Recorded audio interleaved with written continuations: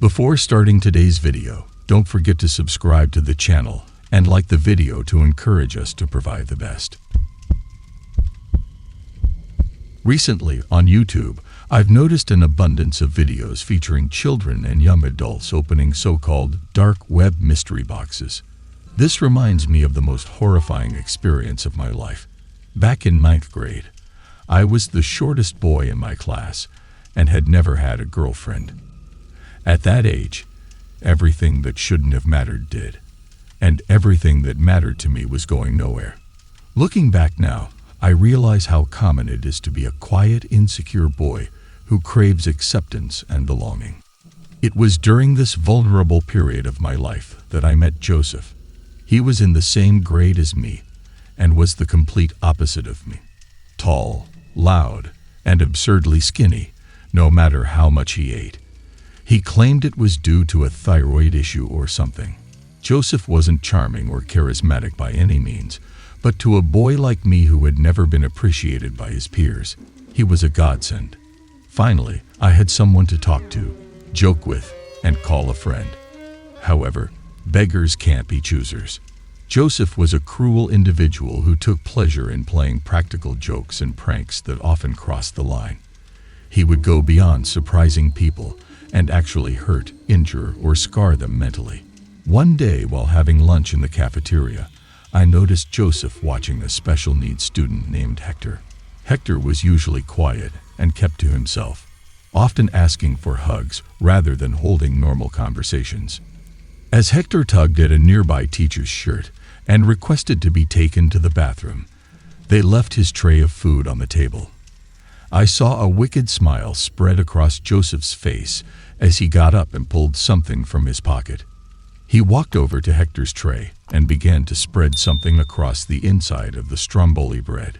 When Joseph came back, he stifled a laugh and signaled me to be quiet. I was panicking inside, wondering what he had done.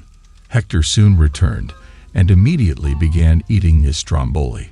It only took 10 seconds for him to start screaming, and the teachers rushed over to help him. Hector struggled to breathe, and I was left with a pounding heart, unsure of what to do. Joseph then showed me an empty 4-ounce bottle and giggled, asking if I ever wondered what would happen if someone drank superglue. It turned out that he had fed Hector 4 ounces of superglue, which sealed up his throat almost entirely. Hector survived the ordeal, but it was a disgusting act that left me too afraid to go against Joseph or lose his friendship. Joseph somehow got away with it, as no one saw him walk over to Hector's tray. Now that you understand how Joseph was, you will understand the terror I experienced when he invited me to spend a warm autumn weekend with him. I obtained permission from my parents and was dropped off at Joseph's house at 7:00 p.m. on Friday night. We strolled around the rundown neighborhood, and Joseph complained about his neighbors, while occasionally barking back at the dogs behind the fences that mistook us for intruders. At around 10 p.m., we returned to his house, where his parents had already gone to bed. We locked ourselves in his room and huddled around the light of his laptop, searching for conspiracy theories and wondering what secrets would be uncovered in our lifetimes. It was on that night that we first discovered the dark web. We read an article about the vastness of the deep web and dark web, and Joseph became immediately intrigued. However, he misunderstood what it was and thought that he could just Google up disturbing forum topics and keywords. I watched silently as he found a few guides and installed the Tor browser, following 2 different tutorials from various websites. He became excited, and his hand movements were giddy and frantic. I had seen him like this only a few times before, one of which was when he watched Hector being taken inside the ambulance. By midnight, I was exhausted and had curled up in a beanbag with a quilt, slowly drifting off to sleep while watching Joseph's illuminated smile on the laptop screen, which he was still fixated on. I woke up in the middle of the night with a full bladder, so I stumbled to the bathroom to relieve myself. Afterward, I clumsily made my way back to Joseph's room. There, I noticed that he had fallen asleep with the laptop still shining in his face. I walked over and turned the screen to face me, revealing the single full-screen window that looked like a normal browser, similar to Mozilla Firefox. However, the URL ended in onion, which was a domain name I had never seen before. The window displayed a direct message conversation between Joseph, who went by the username Satankin397, and someone named WX. The two of them had apparently been talking for hours, and Joseph had fallen asleep mid-conversation. The details of their conversation were disturbing. Joseph had asked if what WX was offering was real, and WX replied that he would send a box to Joseph's door, and he could pay after he saw the box. Joseph had asked for more information, and WX had replied that he could do it, but it would be more expensive to remove legs, which made my skin crawl. I scrolled up the conversation to see what Joseph was up to and found a message that made me feel uneasy.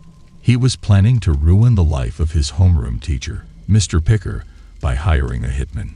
Joseph had found someone who claimed to offer flexible services if the customer had enough cash. But I knew Joseph didn't have that kind of money, and his involvement with such dangerous people was worrying. The person named WX was asking for a whopping $125,000, claiming that leaving the person alive was even riskier and hence more expensive. I read on for an hour, unaware of the danger of getting caught by Joseph. But eventually, I realized that I couldn't be part of this anymore. I didn't believe WX would actually carry out the hit, but I knew that dealing with someone so desperate for money was perilous. So before anyone else woke up, I put on my shoes and left Joseph's house, walking a few blocks back to my own home, where I felt safe and sane. I had never felt so sick before. In the morning, I woke up to several texts from Joseph, who was upset that I had left without telling him. But this time, I decided to be honest with him.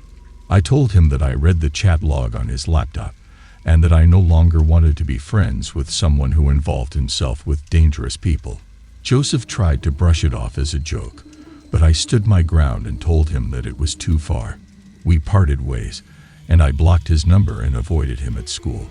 However, when I did catch glimpses of Joseph, he wore a terrifying expression that made me afraid.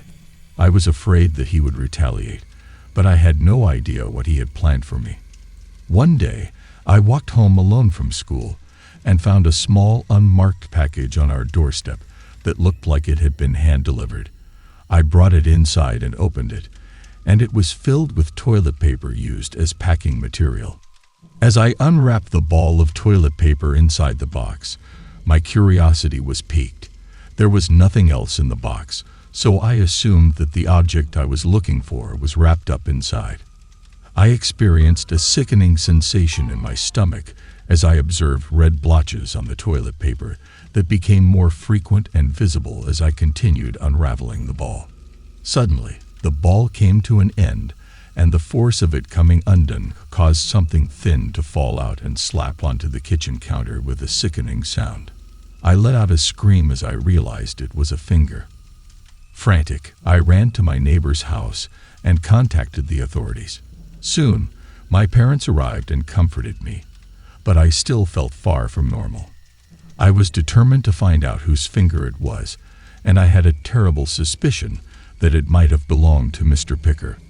I believed that Joseph had sent it to me as a twisted way of proving that our conversation on the dark web was authentic. However, it turned out that the finger was actually Joseph's own. He had been upset by my decision to end our friendship, and had spent the entire night drinking his father's alcohol and conversing with strangers on the dark web who had taunted him into actually carrying out his threat. Joseph had removed his own finger and placed it in a box, which he delivered to my doorstep while sober. Joseph was clearly disturbed, and his actions landed him in a mental institution until he was 20. I had been close to Joseph because I was desperate for a friend, but I realized that being alone was safer. If Joseph was willing to harm himself to frighten me, who knew what else he was capable of? I sincerely hoped that I would never have to see him again. Thank you for watching today's video. If you enjoyed it, please consider liking and sharing it to support me. The best is yet to come.